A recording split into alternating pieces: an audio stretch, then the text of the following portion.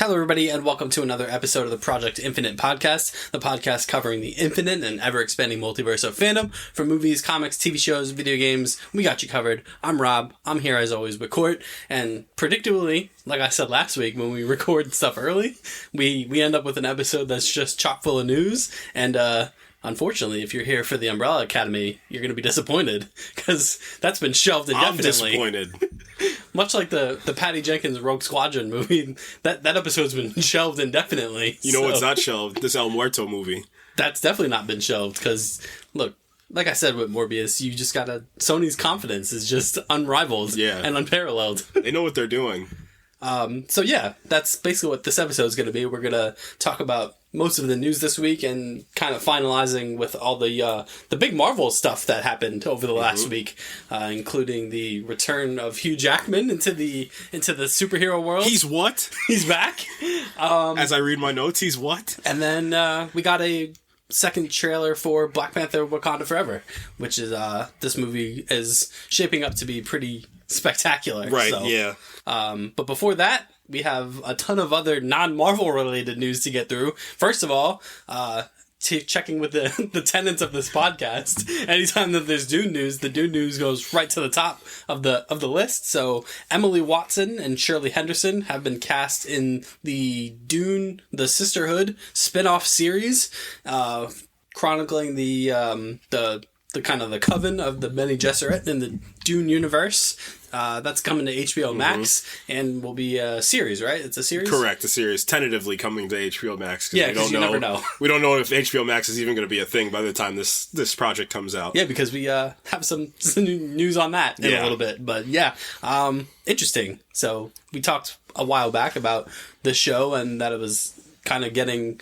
it was in motion and things were happening and casting was happening, and lo and behold, we have our two leads.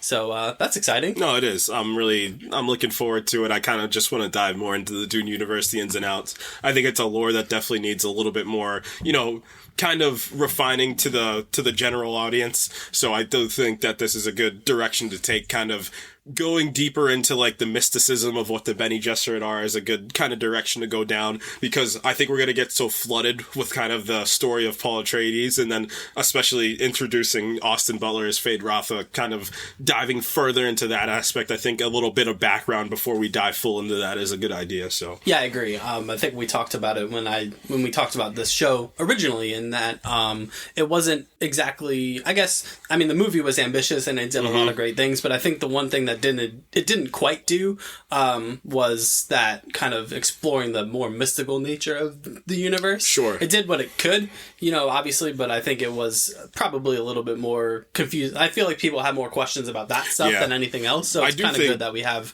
this to explore that. Yeah, I do think that's going to get...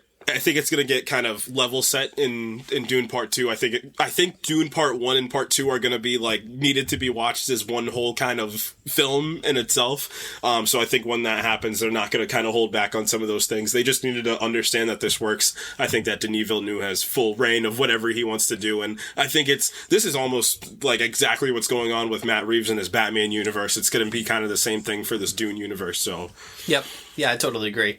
So before we get to the kind of the rougher side of the Warner Brothers news, HBO Max news, we did get a full first trailer for The Last of Us, coming in 2023, starring Bella Ramsey and Pedro Pascal. And man, if this does not look incredible. Incredible might be an understatement. This has all the potential to be one of, not just video game adaptations, just an absolutely incredible show, period. The way this is shot, it just, you feel the game. And I know I'm literally like 3 days removed from finishing the remake, and that was the first time I'd ever played this front to back, but it's when you get projects like this, it's just a feeling you get. I think Black Panther, we'll talk about it later, it's just a positive feeling you get, reassurance that the world you're kind of diving into is it feels correct, and it feels like this is what everybody would have intended if they were to adapt this, and then some. So the casting choices I think are great. I know people have reserves on Bella Ramsey, but I think the route they had Bella Ramsey because I think she looks like the voice actor that played Ellie in the Last of Us game. I think that's kind of what they were going based off of, and you have Marlene playing Marlene. Yeah, that works. But Merle Dandridge. Yeah, I mean, the thing that jumps out at you from this is, it's Neil Druckmann being there, and if we learned anything from Sandman and Invincible, have the creators of what you're doing there. It's worked. It's the person that makes the lore. Would you not want them for the live action or or an animated adaptation? But the thing that got everybody, I think, was when they found out it was the Chernobyl showrunner doing this. Yeah, and this was something that I had forgotten, honestly, from when this was announced, because it's not something that they've really harped on, but I do remember that from when the show got announced, that the Chernobyl creator was going to be behind this, and I was reminded of that with this trailer. I mean, the trailer just... When you talk about a trailer, like, what makes a good trailer, right? When, taking away the kind of the shock and awe factor of, like, the Marvel trailers, like, what makes a good kind of trailer for, like, a standalone-ish thing is establishing tone. Right. And that's what this trailer for The Last of Us does. It establishes the tone immediately. There's only a handful of lines of dialogue in it. You don't even hear Pedro Pascal speak. It's just establishing shots and tone and music. And, I think it puts you in that world immediately. The one kind of signature tone that you do hear in the trailer is the sound of the clickers. Yep. Chilling. No, it is. It's the only way I can explain it. Yeah, you get the sound of the clickers, and then we get to see it for the first time. It looks great. It looks incredible. I mean, I don't think they've spared any expense on this, and I mean, this is just attention to detail, and again, that comes from having the person that made this game on set and helping them run this show. I think he directed an episode. I think incredible. I think Neil Druckmann has done. Don't let it be the Henry and Sam episode, because I will lose it. I was talking to you a little bit about the opening of what this first episode might look like. This might be one of the most visceral openings to any TV show or movie we might ever see. I mean, if you know about the Last of Us game, I mean, what are we, 9 years removed from the first one, and about a couple months removed from the remake. So that opening is such like a tour de force in the sense of humanity's ending, but it's ending in a way where it's allegorical, because humanity's ending, but Joel's own life is ending in the sense because he's losing his daughter right then too. It's so powerful. It's so visceral. Like I said, it's such a tough thing to watch, and seeing that in live action, I mean, there's a reason why Pedro Pascal got this role, and just from that one line of dialogue that he had, I mean, probably one of the most famous lines that Joel's ever given from the game. I think it's the right choice. They made the right choice. Yeah, and I mean, Gabriel Luna also will be in it as Joel's brother Tommy. And yeah, I think I totally agree with you. I think I said to you that this has potential to be the rare instance where the adaptation actually supersedes the source material in terms of the powerfulness of the storytelling, because the video game aspect, it almost takes away from the story in a sense. Like, it takes you out of it a little bit. I'm going to talk about that a little bit when you inevitably ask me what I've been doing, and I've been playing The Last of Us. It's that story is the thing that you're there for. It truthfully is the thing that's driving. You know what game was like that? The Guardians of the Galaxy game was like that, where the story itself, it's like I was watching a movie, I was just controlling the people doing the things. So it is truthfully one of the greatest games I've ever played, but more importantly, this trailer just encompasses everything that's great about this game. And I mean, we were texting back and forth when I finished playing it, and I felt existential when I was done playing it, and this has that same feeling, like this 20-year later humanity that's just thrown into this, post-apocalyptic zombie world, but the true enemy, and I think Bill says it well, it's the humans itself. That's the truth. That's the thing, that human nature is something that's just always will, whether it be good or bad. Yeah, the infected, or the zombies, whatever you want to call them, are really the backdrop for the true drama of the story, and I think that's what the show is going to get across really well. Really putting the humans at the forefront of it all. And I just, coming off of, I mean, we're going to talk probably in a couple weeks about House of the Dragon. This is really slotted in a really great place where I think House of the Dragon is kind of gonna pass the baton, to The Last of Us, because House of the Dragon has an incredible amount of momentum. I believe it's gained viewership in each of its first 7 episodes. Yeah, it's all. I feel like it's all anybody's talking about. Sundays are for the Thrones again. It's back. Yeah, so I think The Last of Us is in a great spot to kind of pick up the HBO momentum, because I mean, if you watch a House of the Dragon episode on Sunday, at least this past last Sunday, the first thing that played before the House of the Dragon episode was this trailer, the Last of Us trailer. So clearly HBO is trying to establish the show as like its next big kind of thing. You know, after House of the Dragon ends, you know, a couple months will pass, and then the buck is going to get passed to The Last of Us and to Pedro Pascal. And I think, honestly, I do think this is a show that can cross to the mainstream and become like a hit. It's just because this is such a human. I don't want to jump the gun, but it's such a human story. Like it truthfully is. Like, however fantastical you can get about, you know, a post-apocalyptic zombie world, it's your human characters that you're following is really what drives everything. They make such dumb, human, regular, everyday choices that are just wrong sometimes. But how can I say they're wrong if that's just the way that people are? Yeah. It's great. I can't wait. That trailer got me unbelievably excited. But what did not get me excited is the controversy that Warner Brothers has once again found itself in.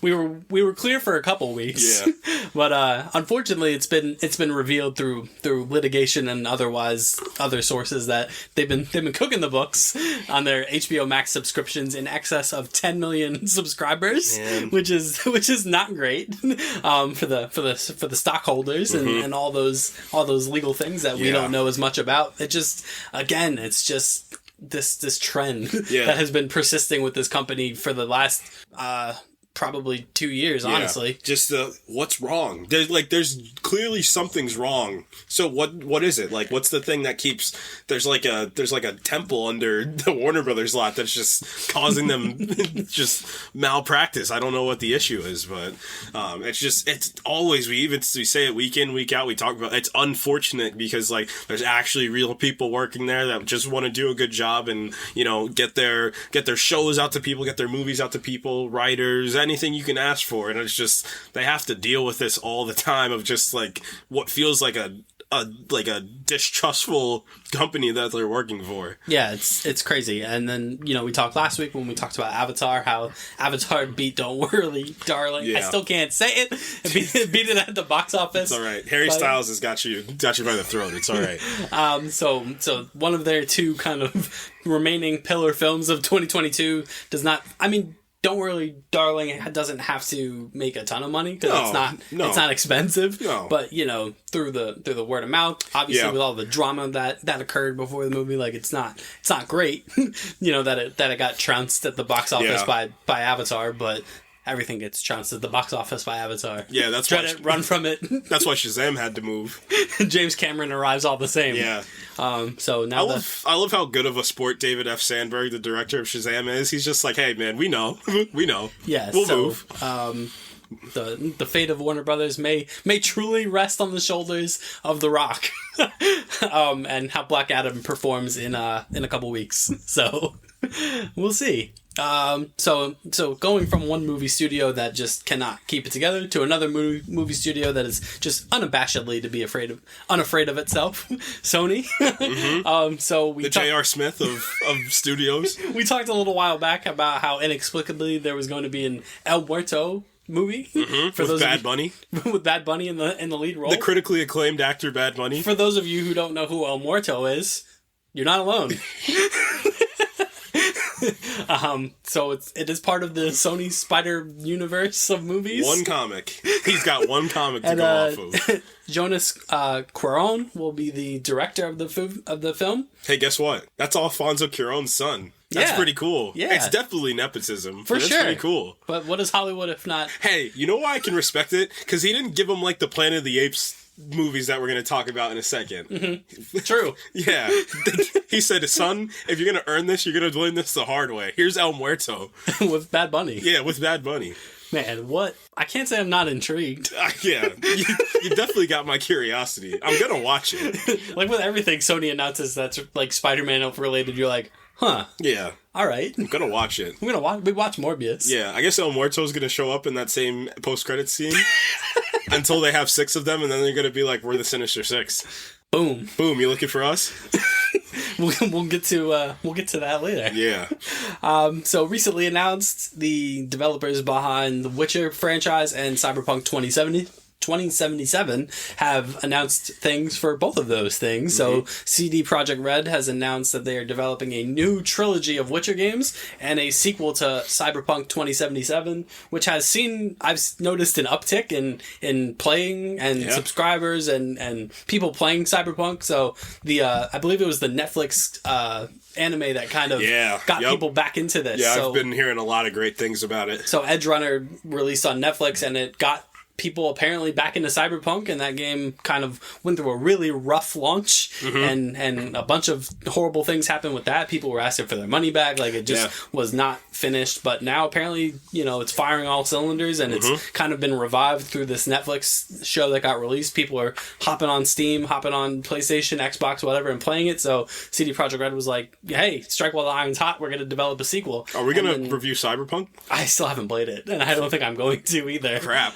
Guess not. It's with Jurassic World now. It's a big game that I just don't have time for right now. One day we're just gonna sit down and kind of review Jurassic World Dominion, and then that's gonna be one of the fail-safe episodes. Maybe that should be the 100th episode. You thought it was gonna be a whole MCU breakdown, but it's actually gonna be Jurassic World Dominion. But what piqued my curiosity is them developing a whole new trilogy of Witcher games. So I believe it was really The Witcher 3 that kind of crossed over to the mainstream, because the first two were kind of niche, kind of PC, Xbox games, and The Witcher 3 released on all platforms. It was the first next gen Witcher game and won several Game of the Year awards. Yeah, I and all remember those when things. that game dropped.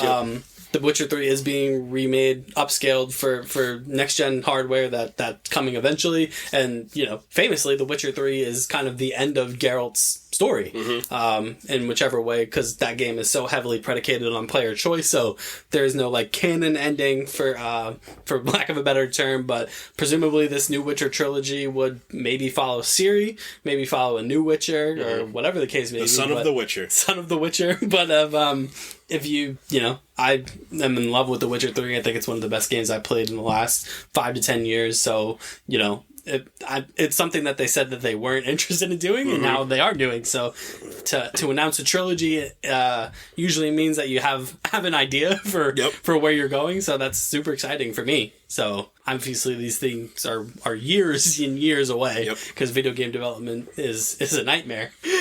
But I'm all for it. That's cool. Oh, Community. The movie's finally happening. Yeah, you didn't think we were going to talk about Community, huh? 6 seasons in a movie. Yeah, 6 seasons in a movie. The movie finally happening. We're not making it... What did he say? We're not making it past 5 episodes. So yeah, that's super cool. I think definitely one of the most popular kind of niche kind of comedies of the 21st century of modern times. And people were real bummed when the show ended, and then we're like, well, what about our movie? Well, here it is. Everyone's back. Yeah, Donald Glover's back. Yeah, we're doing it. I think that's awesome. Yeah, Joel McHale's going to take a break from Stargirl, which actually the first couple episodes of, again, it's been good. It's good. That show is really good. Yeah. The fight sequences are pretty solid. But I forget when exactly we talked about this, but with the advent of all these different streaming services, you can say it's like a saturation of the market, and maybe it isn't a good thing, but in this case, it's a good thing, because without Paramount Plus, without these avenues, maybe this never happens. Right. But now a studio or a network can look at a kind of take a low risk kind of move and at a popular IP and be like, let's do a movie. Right. So as long as it's done in good faith, and it's done with the original crew and cast, I'm for it. Yeah. At the end of the day. What's your favorite 21st century comedy? Not the Office style, but more of Community. Good Place comes to mind. Good Place. New Girl. I really took a liking to what's it? Only Murders in the Building with I've heard that's good. Steve Martin and Selena Gomez. Nice. It's very good. It's very funny. It's very, it's very modern, so that would be my pick. Yeah. I think The Good Place it's nothing short of just incredible. It's some of the best writing you can find for a comedy where you just don't expect it. It's very existential when it's not meaning to be. I mean, you find some of the darkest and saddest moments through comedy, and I think that shows the perfect example of that. So if there were anything to come back for a little bit, I think The Good Place definitely deserves a little high. Can't write it off. You know, in this day and age, you never know. Like, things are getting revived. Constantine's back. Keanu Reeves is back. Yeah. Everybody's back. And then the last bit of news I have before we get to all the Marvel stuff. The Marvel Hour. Literally might be a Marvel Hour. Yeah. So Freya Allen from The Witcher TV series is going to be the lead for Kingdom of the Planet of the Apes. I'm glad that they stuck with the wordy titles for this franchise. Yes, bring it back. Bring it back. Which is coming out in 2024. 2024, directed by Wes Ball. You guys know who Wes Ball is, because the Maze Runner series is a thing. Like I said at the top when I mentioned this briefly, the last trilogy of Apes films was very good. Oh my! War was the last one. It was what? It was Rise. It was Rise. Was it Dawn? Yeah, Dawn? Rise, Dawn, War. Yeah. I mean, specifically, War and Dawn are two absolutely incredible movies, and I mean... They're unbelievable. They're so good. When you figure out that Matt Reeves directed both of those, you kind of figure out why, A, he got the Batman, whatever he wants to do with the Batman, and I mean, they're some of the great works of the 2010s, in my opinion. Really are. It's so well choreographed, so well shot, and I mean, to feel that type of emotion from non-humans is something that's so difficult, and it's just so well executed, and there's something about the beauty and the mundane. Like, there's not a lot of, like, people, like, expect these huge sequences, and there are definitely big sequences in there, but it's in the subtle, quiet moments is where you really grow with Caesar and grow with his family. It's so well executed and so well done. It really is. Like I said, I feel like it's a trilogy that has kind of flown under the radar of the last 20 years or so, and it's exceptional. It really is. You wouldn't think it, but if you actually sat down and watched that trilogy, you'd be blown away. You really would be. And I think Rise was pretty by the books. It wasn't anything absolutely insane, but then once you get to Dawn, it's like, this is actually like an insane franchise that's being put together. And then War is such a great ending to a trilogy. It's one of the best endings to a trilogy you can ask for. Yeah, and I mean, Andy Serkis. Oh yeah, some of the best work. Yeah. Yeah, I mean, the king of mocap. Yeah. Definitely did his magnum opus in that trilogy of films, as much as you would want to say, how good he was as Gollum, but what he did as Caesar is nothing short of remarkable. Yep. I guess it's Marvel time. I think it's time. So, we were like, yeah, let's record early. What could possibly happen? And man, did so much happen. I am blaming you for this. You can blame me, that's fine. So, I was against this idea because I needed to protect the Umbrella Academy. But we couldn't, because the news just kept piling. Yeah. We couldn't stop it. It's self-sustaining now. It is self-sustaining. The power of news in the palm of our hands. So I didn't write this one down, but it bears mentioning that Jacob Batalon is like, I'm good on Spider-Man 4. Yeah. And he used the collective we. Yeah. I don't know who we is. Tom Holland said, excuse me? You not see this fat check they're writing me for this new trilogy? Yeah, so Jacob Batalon is like, nah, don't really need Spider-Man 4. Don't really want to do it. Not interested.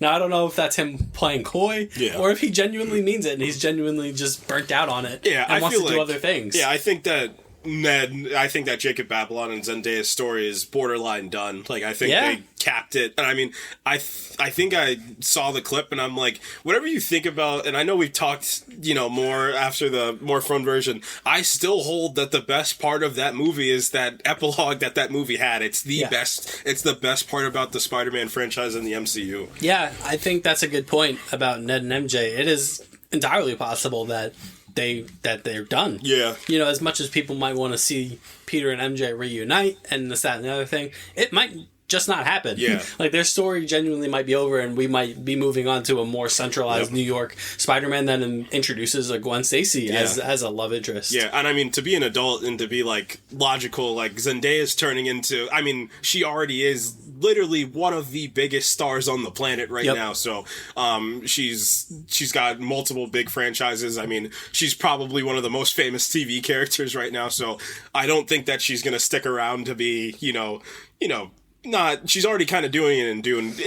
I think it's more of like a co-star. I mean, Timothée Chalamet is the star, but I don't think she's going to stick around just to play the love interest to Tom Holland anymore. I think she's beyond that. So I think it's perfect time for Gwen Stacy to step in. Like, everybody says we want this comic accuracy, so I think it's time. And I mean, Kevin Feige talked about it. Like, he's got something up his sleeve, and I think it's the he's gonna go from that Avengers level down to the little guy, quote unquote. So I do think it's Kingpin time for Spider-Man 4. Yeah, I think and that would be cool. Introduce Gwen Stacy, do all that stuff, and then by the end of this next trilogy, get to Miles Morales. Yep. I think would be the natural kind of course of action that this takes. Yeah, I think that Tom Holland will probably be done by then. Yeah, because you figure at best you're talking, if you're doing another trilogy, you're probably 8 years. 8 to 10. So he's what, 23 right now? He's 25, 6. Yeah. 25? So by the time he's done, he's 35. Yeah, 35 that can look 30. So he'll probably look at sights of like the Spider-Man PS4 Spider-Man. Like he'll be in his like mid to late 20s by the end of this, and I think it's time to train up a new Spider-Man. I think that something they might do is kill that Spider-Man, just because we haven't seen a Spider-Man death yet. And we've had 3, so I think to introduce Miles, that would be a route to take. I agree. So we got some Agatha Coven of Chaos news. You didn't think we were coming with the news, did you? But we did. Emma Caulfield Ford is revealed to be returning as Dottie, quote unquote. Quote unquote Mephisto, maybe? Oh! Don't do it. He's doing it again. It's happening again. It's self-sustaining again. No. So that's interesting, right? Sure. That she's back. Sure. I think a lot of people kind of turn their eyes upward when she was originally cast, because she's kind of like a name in there, and we're like, ooh, she's in this. And then she didn't really do much. No, in WandaVision. Well, the theory was that she was playing Clea, which is just not, because Charlize Theron said, what if I dropped in your superhero universe? Looking at you, the boys. But, no, this is getting slightly more interesting. I do think the Hood's gonna have something to do with this, maybe. Yeah, I do think that's a possibility. Like, this magical aspect of the MCU is starting to shape up a little bit and a little bit more. I do think that Werewolf, I think we might get some more answers on Friday, no? With Werewolf by Night, we might get a little, like, this mystical realm. I'm so excited for that, yeah, by oh my way. gosh. It's just because it's Michael Giacchino. I love that guy. But I do think something feels like it's brewing a little bit more. And I mean, the big rumor is that Elizabeth Olsen is going to be in a couple episodes of this. I would take that with the smallest grain of salt, because it's Elizabeth Olsen dropping in a Disney Plus show. I don't know how probable that's going to be, especially for Agatha Coven of Chaos. But if you're going to do a show like this... And she's presumably deceased. Who? The Scarlet Witch? Oh, yeah. She's definitely... So I don't think they're going to burn her big return. I think it was going to be more in, like, flashback scenario versus, Maybe. like, the actual... but I just want to round out more of this magic aspect. You know, throw a comic character here or there. That's it. You don't got to do it too crazy. I mean, this is more of the Catherine Hahn show, because she literally stole the show in 2021. She got nominated for a Grammy. Yeah, she was on fire. Yeah. They had her in commercials again. Yeah. Yeah. Yeah, give me all the Catherine Hahn content. Yeah, she's great. She is great. So, yeah, I think you're right about the more magical stuff for the MCU, because all we've really seen of it has been through the lens of Doctor Strange, and there's so much more to it than that when you talk about the greater magical Marvel universe. So I think this is a good way of kind of exploring the more like not mystic side, but like the witchcraft side of the Marvel universe. So I think that's a great avenue for that. And yeah, like you said, it's going to be one of those shows that's built squarely on the back of its lead, and you can't get a much better lead than her. So I'm all for it. So we've been talking...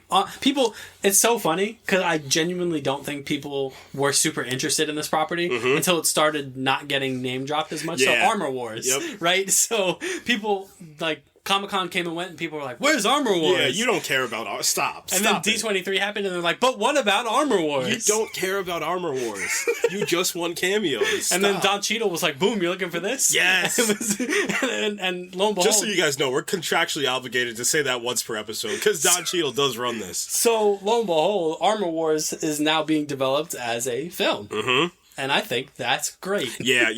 I do think that something happened within the last couple of months, and this story probably grew beyond just, I think this story was going to feel a lot more like Falcon and the Winter Soldier, and then they started writing, and they were like, this might be too big for 6 episodes. This might need to be told theatrically. Or like the other way around. Maybe it was like, hey, we're kind of struggling to get 6 episodes worth of TV out of this. Let's just condense it and make it a good, tight 2-hour film, and shoot it off into the atmosphere. Sure. I think this is going to be...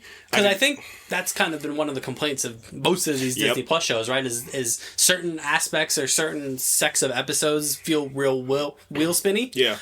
She-Hulk being the exception because it's supposed to. That's the point of the show. Right. But I do think in each of when you talk about WandaVision, when you talk about Ms. Marvel, Moon Knight, you could literally find all of them have one episode. Like I could literally look, at least one. Yeah. Loki season episode 3 was literally that. It was Miss Marvel episode 4, I think, because 5 was surprisingly everybody's least favorite episode, but I think we agreed that was like our favorite episode. I love that one. Yeah.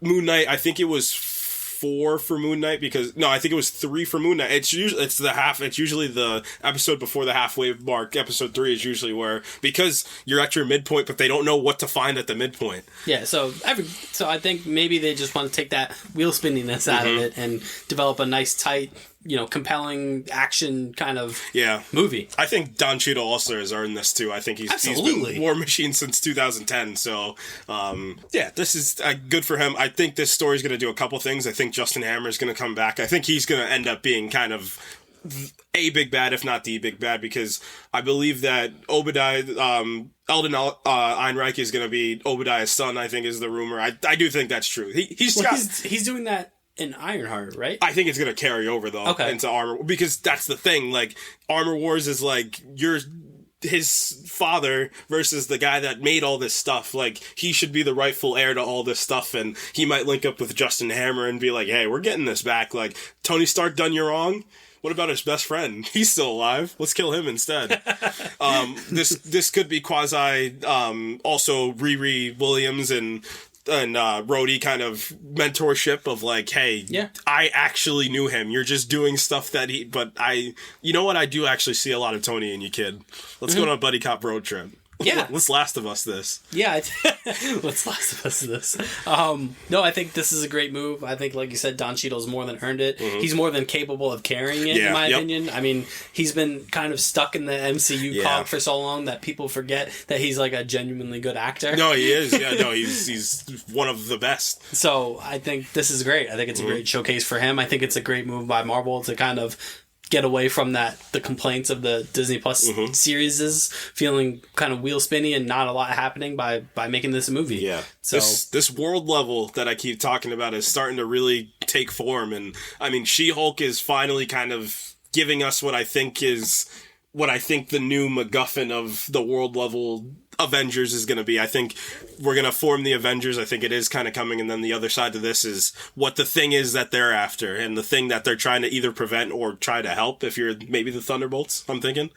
Speaking of the Thunderbolts. Yeah, I didn't write that down either, but I was going to bring it up, because, good segue. So Marvel, but take this with a grain of salt, obviously, but apparently Marvel is eyeing Harrison Ford as General Ross, obviously because William Hurt passed away, and Yeah, is right. No way. It's not happening, right? I mean, I told you, I'm more... because if you would have told me this, like, before, I would have been like, Harrison Ford's not touching anything. He's not touching a big franchise unless it's Indiana Jones ever again. Like, he just simply won't. But now I'm like, would he not, though? Because how much effort does he really need to put into this? Can he not just phone it in? I guess he could phone it in. He kind of could. He can phone it in on the fact of being quippy 1980s Harrison Ford. You know who should have been Thunderbolt Ross, right? From the get-go. It should have been Sam Elliott. No, it should have been Tommy Lee Jones.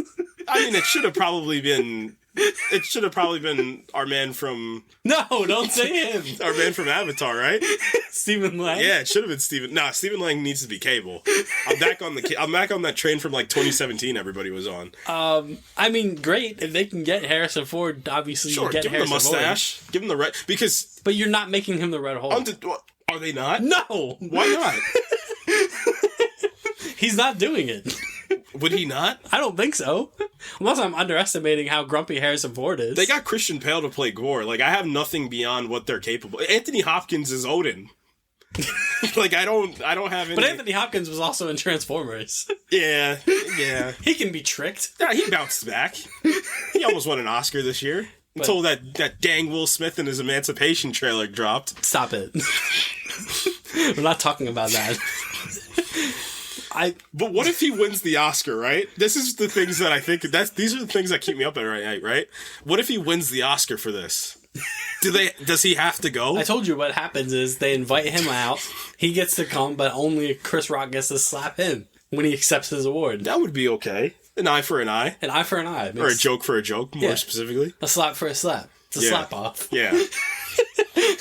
Remember when he was an iRobot? The best movie of 2007? 8? 9. 2009. We talked about that movie came out in 2009? Maybe. No, it must have 2000. Yeah, I feel like it was before that. Hang on. 2004. Yes, yeah, that definitely does feel like 2004. Shia LaBeouf's in that movie. It beat Avatar for the best December opening of all time.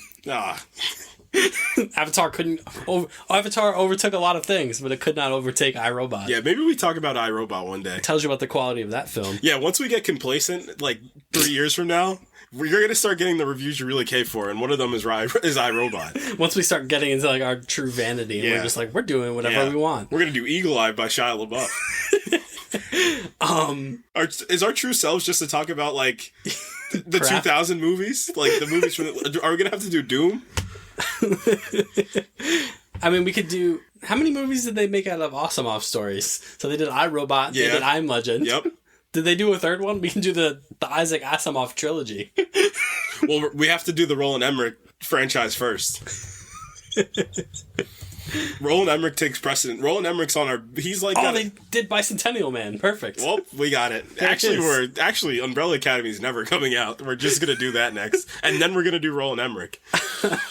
We got off track. Yeah, we did. We talked about Harrison Ford. Yeah. How did we get from... Oh, we're going to do The Fugitive. That's why we were talking about Harrison Ford. Now you put that gun down now. I did not kill my wife. Oh, God. That's acting. The best acting, some might say. They don't need to act anymore. They've done that. Tommy Lee Jones did that, and then he's never done anything different ever since. He's just been that guy ever since. He has been that guy. Yeah. Maybe we review Air Force One? That came on TV the other day, and I'm like, this isn't as great as I remember this movie being. Nope. But it's still incredible, if that makes sense. Gary Oldman's the villain. He plays a rogue Russian. It's great. The Russians are back. The Russians are back, yeah. Tom Cruise said they're not Russians, but are they not, though? Watch Top Gun Maverick. Are they Russians or the Iranians? Who knows? Who's to say? You need to clip this whole bit that we just had. So... I don't even know how to transition out. There is no way. So Blade. Yeah, Blade. Man, lots have happened. I can do words. Yeah. But so Blade. So a lot of things have come out about this Blade movie that everyone was excited about, and now people are like, "Are we excited?"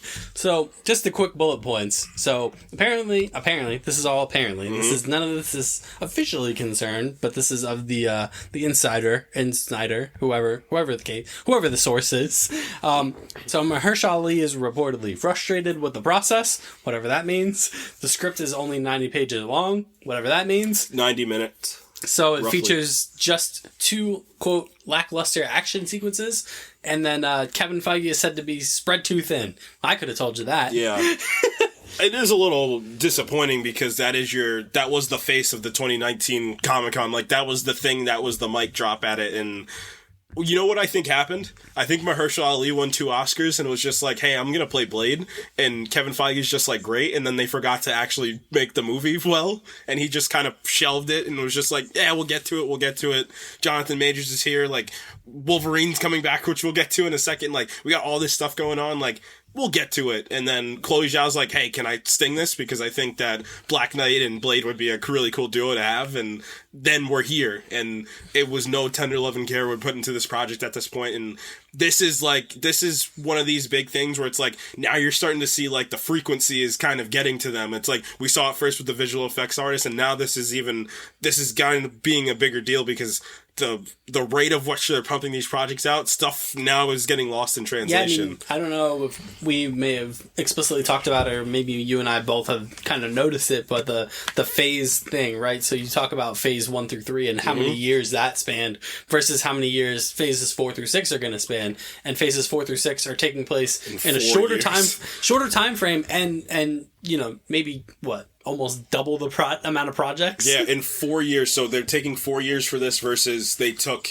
11 years for the first 3 phases. Like, you're talking about double and almost triple the amount of time that they're taking for and this. doing more projects also, because phases 1 through 3 are obviously just confined to theatrical releases and films. Yeah, I mean, you talk logistics, you're talking about, it's not the fact that you're just doing more projects, it's more directors, more writers, more visual effects, more of all the more things, hours, because you're doing TV now. Yeah, you got to go on locations now. You're dealing with a pandemic on top of that too. Like, there's so many different aspects. So it is upsetting that this is the one thing that gets lost in translation. I don't think it'll be the last thing. Oh no, I genuinely unless don't. they kind of take somebody, whether it's Kevin Feige or somebody takes a step back and be like, whoa. Yeah. Somebody might need to step in and be like, we are doing too, and that was the fear. And I do think that's where some of the gripes of Phase 4 is coming from, of like, I do think it's other things, but some people are like, this is so much to kind of contain in your mind. And that's why,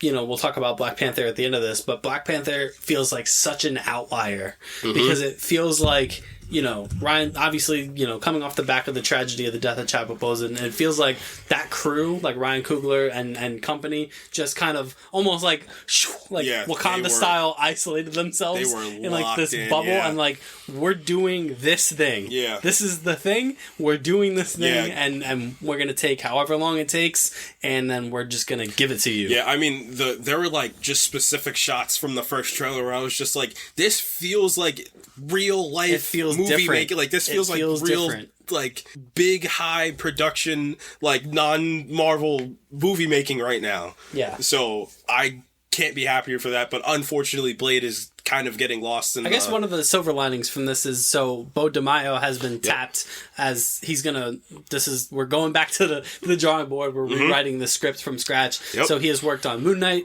he's worked on The Witcher, and he recently wrote the Marvel Studios X-Men 97 animated series. So obviously he's someone that Marvel has trusted with some good things. And so he's gonna helm the script writing process for whatever this apparently new iteration of this Blade movie we're gonna get. I mean, I told you, I said this is it's a curse, but it might also be a blessing that this happened. Like we said, you're getting. I think it's the thing that jumped out of me was the Moon Knight. Like, as soon as you said Moon Knight, I was like, kind of is giving me what kind of direction they might kind of go in for this. And then you add on top of that, we don't know who the new director is going to be, but maybe they grab somebody that's already made a Marvel project. I told you, like, what if they just get the Moon Knight directors to kind of do this, give them a film instead of a TV show? That would be interesting as well. I do think it's going to be a black director that's going to direct this, though. But whatever it may be, I do think this could be a good thing.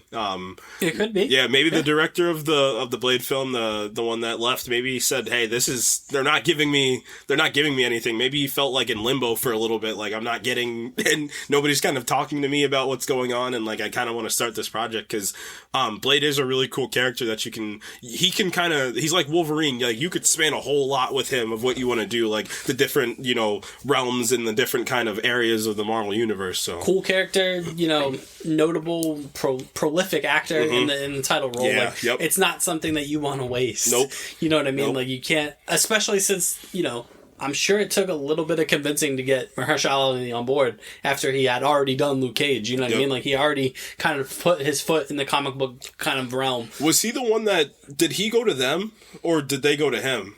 I feel like I heard that he went to them and it was just like, hey, it's possible. Yeah. I might want a bigger role in this. Like, I think I should give me somebody. And they were like, hey, you want to play Blade? Like, I think that might be the character for you. So bring Wesley Snipes in. Find a way to get him in the movie. So we'll see. It's way too early to tell whether this is a good thing, a bad thing. We truly don't know. I mean, this, again, we talked about this last week when we talked about like the hysteria over the Fantastic Four writers, when like nobody cared about any of this stuff. 10, 15 years ago, like genuinely nobody cared. Like, this would have been a back page story, that this film, that was so early in development is kind of being redone from the ground up. Like, truly nobody cared however long ago. And now it's, one of the biggest news stories in film and media because it's part of this Marvel machine that like everybody just needs to draw for content, essentially, which we're doing. Guilty. but we're not cynical. No, I don't think so. Yeah. And I don't think we just do it to do it. We do it because we genuinely care and pay attention to this stuff, and we don't just like sit back and theorize on who's going to be doing what and what's going to be doing, you know, where it all leads to and what the payoff is. Like, we genuinely care about like the property in the movie itself. Yeah. So that's all I want to see is this movie, you know, kind of land on its feet and kind of maybe get a little more love and attention than it seems to be getting. Yeah. Bring Dane Whitman in. Yeah. Bring Black Knight in. Have it be a cool buddy cop movie. Get Kit Harington in there. Speaking of buddy cop movies. What? Did I jump the gun? Yeah, because I had another thing. I jumped the gun. I was going to say, speaking of scriptwriters that nobody cares about. Oh, man, I jumped the gun. Our assistant's fired.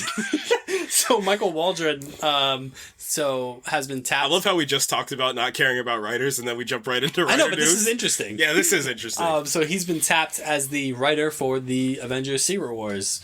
Yeah, if you don't know who Michael Waldron is, you like that Loki season finale? Yeah, you might get more of that. You like Doctor Strange Multiverse of Madness? Yeah, it makes sense. It literally makes sense. It came down to the last D23 or the Investor Day last year when they were talking about all the new projects, and Kevin Feige literally said that Spider-Man No Way Home is like the prelude of the prelude, then Loki's like the first step, then Multiverse of Madness is like the bread and butter. Like, this is the multiverse thing. Like, it makes sense that Michael Waldron is going to direct the literal multiverse story. No, great choice. I mean, you've heard me say it, Loki, I think, is the best. It's one of the best projects they've come out with. You want to talk about shows giving you a feeling? Like, I just love the world that they kind of create around it. It's just it's so meta. It's so aware of itself. And I think it's great. It's great storytelling. It's so good. That season finale still shocked me, shock and awe when Jonathan Majors walked on that screen, and you're just like, oh, they're really going for this whole, and it's just, there's a mystique around Loki. There still is. I still don't know all the answers, but it's just something awesome about Loki being the one that starts this whole multiversal war instead of, like, you know, Sam Wilson, Captain America, or Thor. Like, it's something about the one that formed the Avengers, essentially, is the one that's going to need the Avengers to form again to beat Kang. Like, I think that's kind of cool. So, he also gave a lot of depth to Loki, so I think his character work is pretty solid too. Made me care about Sylvie, made me care about Owen Wilson's character. Yep, and I think that's a great point, because I know one of the first things people were like, is people immediately, because this is how the internet is, immediately started throwing up those like goofy Illuminati scenes from Multiverse of Madness, and you're like, this is the guy that's writing Secret Wars. I'm like, first of all, when we talked about Doctor Strange too, that the prevailing theory, at least from us, is that Illuminati thing was just because of the reshoots, and they were like, we scrapped this movie from the entirety, and then tapped Michael Waldron to be like, hey, can you write this movie on a time crunch, please? Thanks, that'd be great. Yeah. And then they were like, hey, by the way, can you put the Illuminati in this movie? And he's like, ugh. Yeah, can you stop? Well, I mean, I think it goes to the more prevailing thought process is that this movie was a whole lot more, I know it's a multiverse travel story, but it's a multiverse travel story in the way that Everything Everywhere All at Once was, versus like, oh, we need to go to the Fox X-Men universe and then we're going to go to the DC. Like, it wasn't like that. Like, yeah.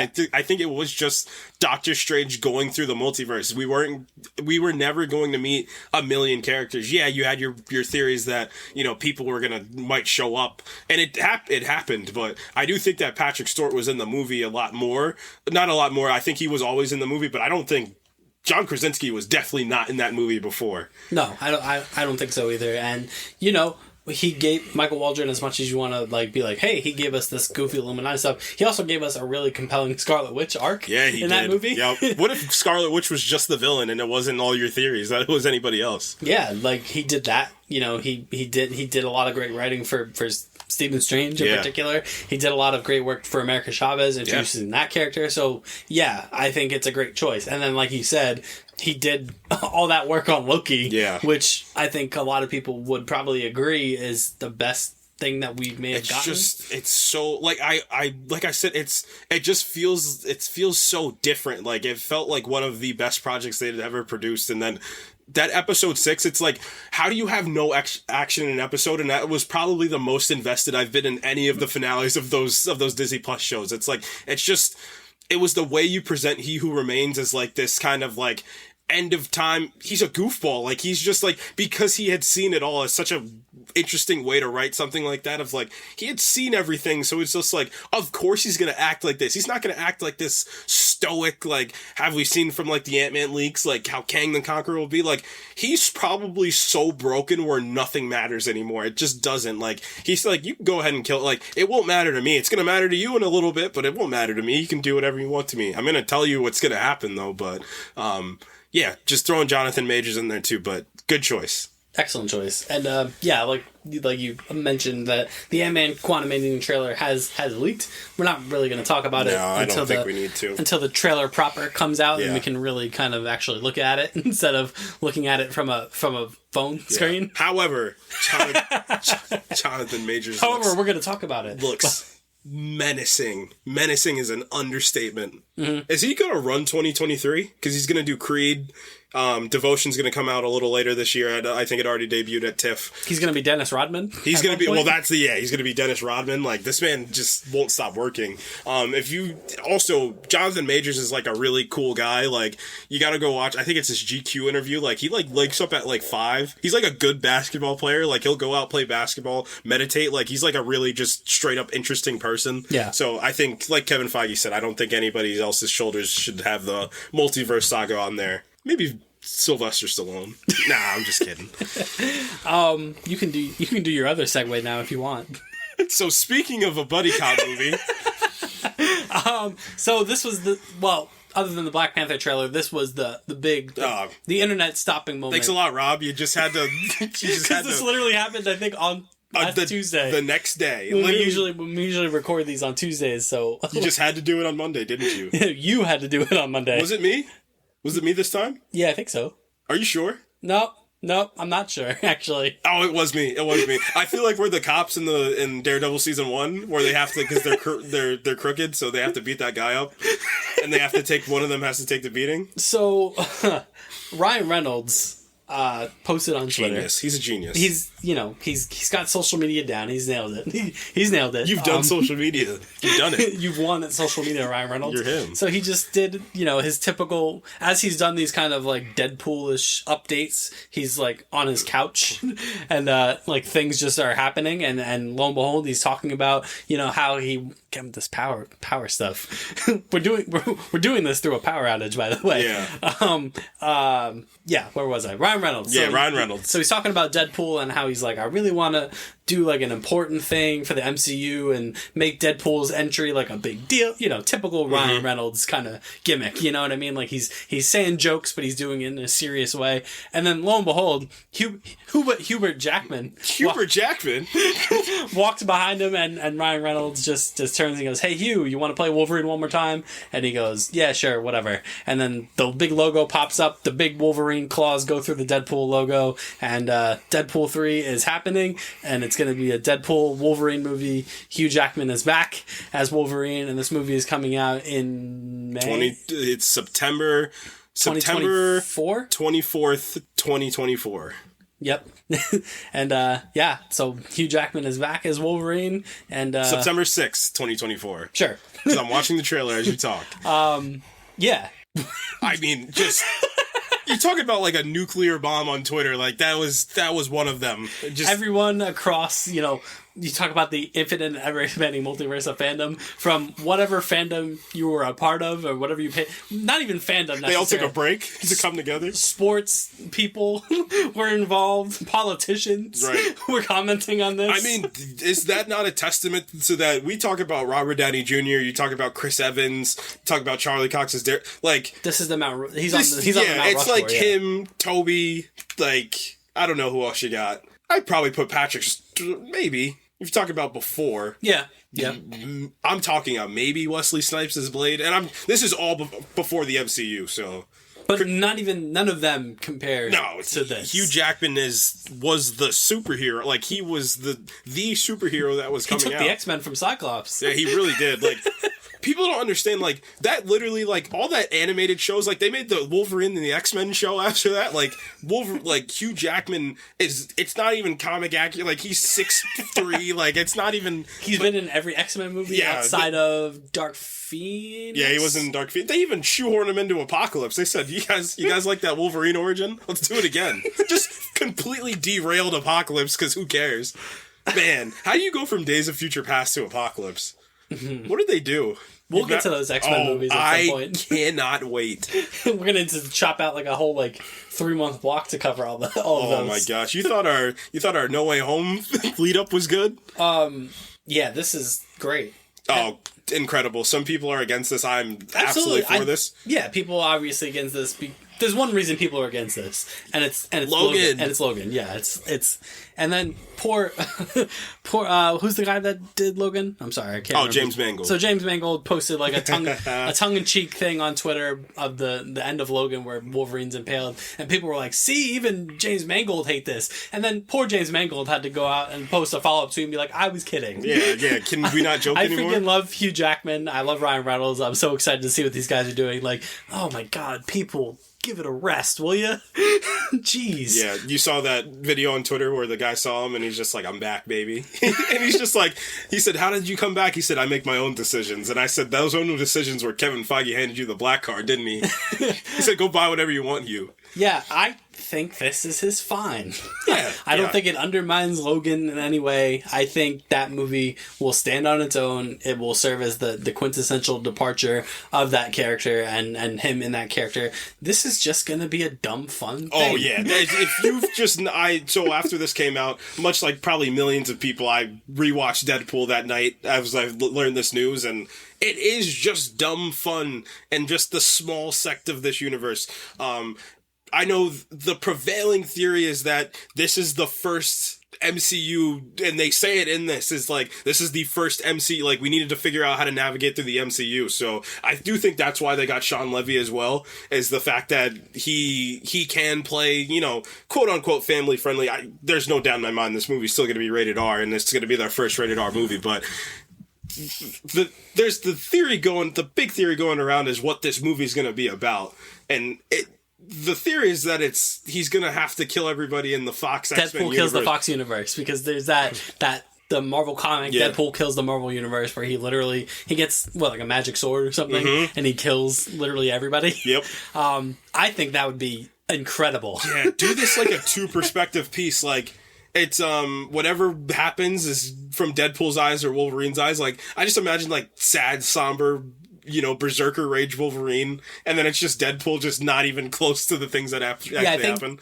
It would be cool if they do that, but then Domino's, like, the actual reliable source that tells you actually what happened. Yeah, because I believe when this movie was originally concepted, the idea was going to be, like, this weird, like, cross-country road trip-esque movie with Deadpool and Wolverine, where they both have conflicting kind of stories of what transpired. And, I think that would be cool. Bring James Marsden back. Bring everybody back. Bring everybody back. You want to do it? You want to do a thing where everyone's back? Do it in this. Yeah. Get all these actors back for like a one shot, and then they just are murdered horrifically. The prospect of, because I do think that Hugh Jackman's going to be in Secret Wars, and more of them are going to be in that movie. So here's to see. But the prospect of Ryan Reynolds just being with the rest of the Avengers is so crazy that we're at this point. It's awesome. Yeah, I agree. And I think, like I said, it doesn't do anything to demean the success of Logan or what that movie meant to everybody. Like, that movie is still that movie. Right. And it's going to exist no matter, independent of what happens here. I mean, this whole incursion thing is a different way of thinking. Like, what happens if the Fox universe is the first one that we see is dying? Like, because... Aren't the Fantastic Four supposed to be on the same Earth as that? That was always the idea. You and Griffin. Well, they were trying to make the movie, but it all. Yeah, they were trying to throw through. Daredevil in there too. Yep. The Affleck Daredevil. Just wait till we talk about that movie. I never miss. But what you're going to get from Hugh Jackman in this is going to be unlike anything we've seen him do as Wolverine. Or it will be exactly that, and he's going to be the straight man to Deadpool is just tomfoolery and shenanigans. Either way, it works. Yeah, this could be... He's going to get the suit, right? I was just about to ask that. He's going to get the suit. He's going to be in the suit. He's going to be in the suit. He has to. Yeah, even if he's not wearing the mask, he's going to be in the suit. There's just no way you get him back in the MCU proper, and there's this whole thing that they can't cast a new Wolverine until 2026. Well, I think they're going to cast somebody probably soon, but they're going to wait. They're probably going to screen test and stuff. And that was the other complaint that people had, is like, it's going to step on a new Wolverine. No, it's not. No, it won't. Because by the time that new Wolverine is cast, this movie's going to be over and gone. Yeah. And, this is it. This is it. Like, the Wolverine you had wished you'd gotten, I think we might finally see. Like, and that X-Men timeline is so broken, which I hope, like, if this is gonna be all of like a path to Secret Wars, like, kill the entire unit. Like, who cares? It does not matter. Like, they killed that 838. You guys don't care about 838. Like, you don't. It's not 616. You don't care. Yeah. Sorry, Reed Richards. You got turned into spaghetti. You got turned into dinner, my friend. That's it. You deserved it. You're cooked. Penn Badgley's here. It's over. No, I think this is wonderful. I truly do think this was always going to happen. I mean, it wouldn't have happened unless you... It's a perfect storm. Ryan Reynolds and Hugh Jackman are incredibly good friends. I think Marvel and Kevin Feige are essentially giving Ryan Reynolds carte blanche to do whatever he wants with this. He earned it. I think he earned it. He earned it. So they recognize, like, hey, this thing wouldn't even be possible without you. And I mean, Hugh Jackman knew Kevin Feige before. Kevin Feige was working on those X-Men movies before. Yep. And also... it makes so much sense why this is happening. Like, just have them just have a dumb, fun, stupid, raunchy, like, adventure and just go about everybody. Like, kill Oscar Isaac. Kill Oscar Isaac as Apocalypse. Like, just do some crazy stuff. Yeah, a lot of people forget the genesis of how we got here with Deadpool. That it was a thing that wasn't even happening. No. Until somebody, I'm looking at you, Ryan Reynolds, leaked the footage, and then the movie eventually got made and was a $1 billion success story. Yeah. Got a sequel, was incredibly successful sequel, and then, we knew that this was coming to the MCU at some point. So like I said, this is not going to have the typical Marvel kind of oversight that I think a lot of these properties have. I think this is just them being like, hey, what do you want in this movie, Ryan? And he was like, give me Hugh Jackman. Yeah. Because, I mean, he even in interviews expressed, like, what the idea for Deadpool 3 was going to be before, like, the X-Men universe crumbled under itself, before it was, like, the rights issue I think it was literally, like, 2018, the rights issues, like, were starting to happen, and then people were like, so what's gonna happen? He's just like, and he said, like, 2017 happened and Logan came out. He said, I feel like if Deadpool would have came out before, I would have got Hugh Jackman I think he said he wanted him for 2. Like, that was the idea, was gonna be the second one. And then it didn't happen because it was already too late. He was already doing Logan. He was done. But the MCU kind of gave new life and it was just like, yeah, we don't care, man. And gives them the perfect springboard to just be detached from Logan, be attached from the MCU, just kind of literally just occupy its own stupid little space and just do a stupid little one-off thing and have a good time. Yeah. And ultimately that's what the character is of Deadpool. It's controlled chaos. Yep. Sometimes uncontrolled chaos. Yeah. Bring Alan Cumming back. Yes. Bring Halle Berry back and have her say the line about the toads. Do you want to know what happens to a toad gets struck by lightning? Beat. Same thing that happens. Did you just read the script? Why did you say beat out loud? That was crazy. It was like I was at a table read for the original X-Men from 2000. I can't wait to talk about those X-Men. Like, I've never, like, obviously, when we finally get to the Daredevil 1, 2, 3, and I could just, I can mute your mic for an episode and just talk. I can't wait, but that's like 1B. I can't wait to talk about these X-Men. Oh, sorry. It's iRobot, and then we get to talk about the X-Men movies. Do you have anything else on this Deadpool thing? I think we've said enough. I just also everyone relax. Stop theorizing about everything. Didn't we just do that? Not to the extent that some people do. I definitely just did. I was talking about Secret Wars. Yeah, you need to relax. Oh no. You become the thing you swore to destroy. I have become the thing I swore to destroy.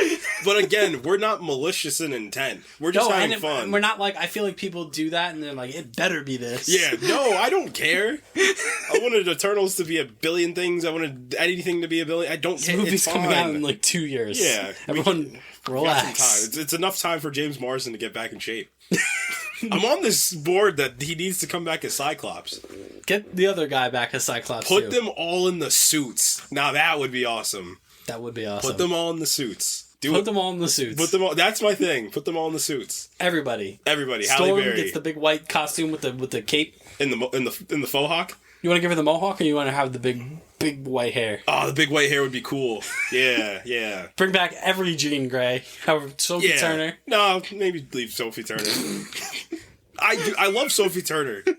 But Yikes. No, this needs to be the OG. Oh, bring Kelsey Grammer back as Beast. Yes. Oh, that would be great, actually. Get Ian McKellen and Patrick Stewart. No. Yeah, bring him back. Man, I watched Logan a couple weeks ago. Man. It's a film. Oh my gosh. It's a picture. What a picture. What a picture. Deadpool 3, what a picture. Eat your heart out. Up yours, Martin Scorsese. We're doing Deadpool 3. We're doing Deadpool 3. Against your best wishes, Martin. We're doing Deadpool 3. Yeah, I don't think I have anything else to say about that. It's great. Yeah. It's going to be awesome to see him back. Yep. Deadpool 3, give them the suits. And I'm just glad it's just going to, like I said, I don't think it's going to have any major implications on literally anything. It's just going to be a big dumb thing for 2 hours, and cool. I'm here for it. Yep. And then the last thing, so this was really the genesis of why we pushed Umbrella Academy back to an indefinite time period. Don't say indefinite. Because we're kind of booked over the next couple weeks. What are we doing next week? She-Hulk? Nope.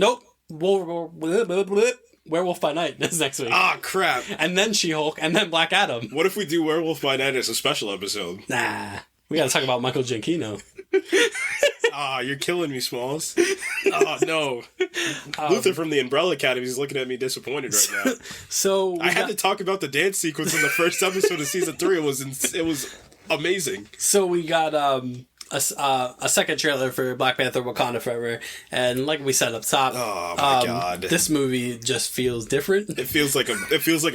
In the great words of Harry Styles, I like when a movie feels like a movie.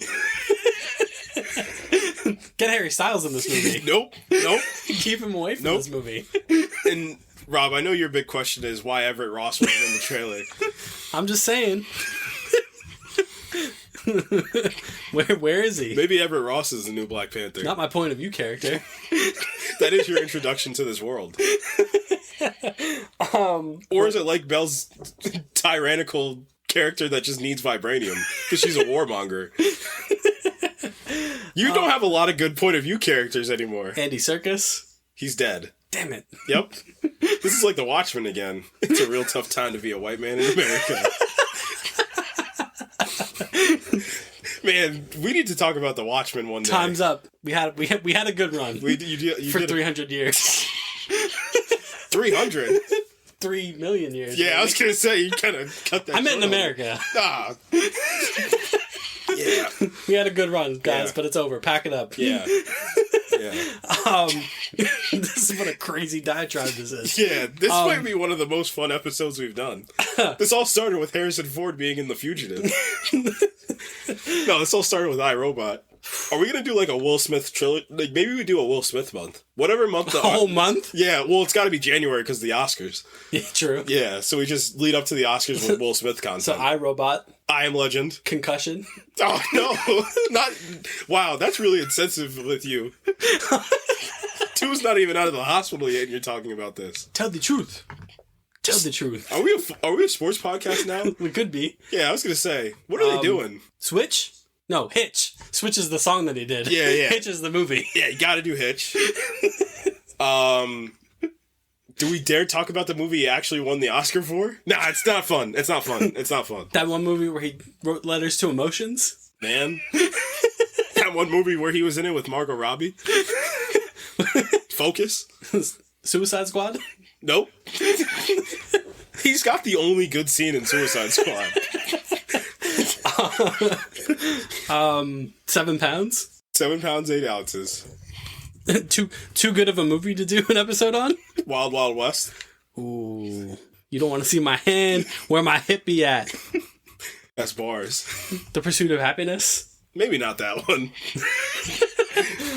Aladdin 2019? Do you want to get canceled? We're in the Will Smithiverse. We were supposed to talk about Black Panther. We are supposed to talk about... Maybe Will Smith should be Black Panther. Alright, you see... Independence Day? Welcome to Earth. Man! We're here. Men in Black? What do you mean by that? After Earth? Oh no! Not poor Jaden Smith getting dragged into that. Not me spending movie ticket money on that movie. No, you didn't. I did, because I thought it was going to be a Will Smith movie. No, it wasn't. It was a Jaden Smith movie. And M. Night Shyamalan bamboozled me. He said there's no plot twist in After... That was M. Night Shyamalan. Yeah, what is M. Night Shyamalan doing? He's got a new movie coming out with Dave Bautista? He said there's no plot twist in this movie other than it's not a Will Smith movie. Yeah. Because he gets his legs broken in the first 20 minutes. He does. I thought he was going to be like a cool, general to his son and go on an adventure with budding actor Jaden Smith. Yeah. Of the early 2010s. Yeah. Nope. Jaden Smith's got to be in the Karate Kid series, right? Oh, that'd be good. Get him in there. Get him and Jackie Chan in there. All right, no, but seriously, we have to talk about Black Panther now. Yeah, we do. This movie's serious. Oh, man, dude. That movie... Alright, so this movie looks incredible, first things first. It just looks... Not even outside of the comic book genre. This just looks like a really good movie. Yeah. So what happens in this trailer? We got better look at Namor. Yeah, there's two big things. That we got a little bit more of the plot itself, and then through that you get a lot of a better look at Namor. Tenoch Huerta looks absolutely incredible. I mean, the big consensus is just like, how do you pull off small wings on feet carrying a man in green spandex? Right. It worked. Like, it unapologetically worked. The Talokan being kind of the nation that he comes from, I think, is a beautiful switch and a beautiful choice. Just kind of with the through line of being a nation instead and being a culture, I think is much, much better. Gives Namor a lot more depth, in my opinion, and he's the perfect contemporary for Wakanda. And I know I texted you, I think my favorite thing about this is the way this story feels solely unique. I mean, you think about the real world implication why it's unique, but the story of this itself is really, really special because this is a story about a nation losing a king and how you deal with that. I feel like that's something I can't even think about anything that's kind of like that. Like, you lose your protector and you lose your king at the same time. Like, how does a nation, I feel what's more important, it's not about exactly what you do, but how you heal. So I think that this movie's gonna be we're all going to have we're all going to have a memorial service for Chadwick, but that funeral scene is going to break everybody. Yeah. There's nothing that they've done that a lot of kind of franchises have done that's quite like this. You know what I mean? Where you lose such a tremendous talent, and then on top of that, kind of one of your cornerstones to your not just your film franchise, but your studio franchise as well.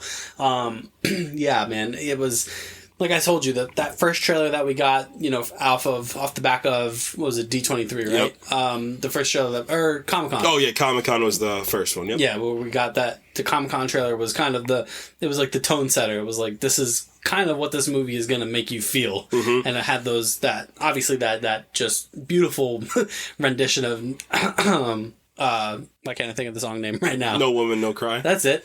By Thames. Yep. So it had that, and it kind of had these beautiful kind of sweeping landscape shots of kind of where we were going to be throughout this movie. Obviously in Wakanda, obviously kind of just in and around the ocean.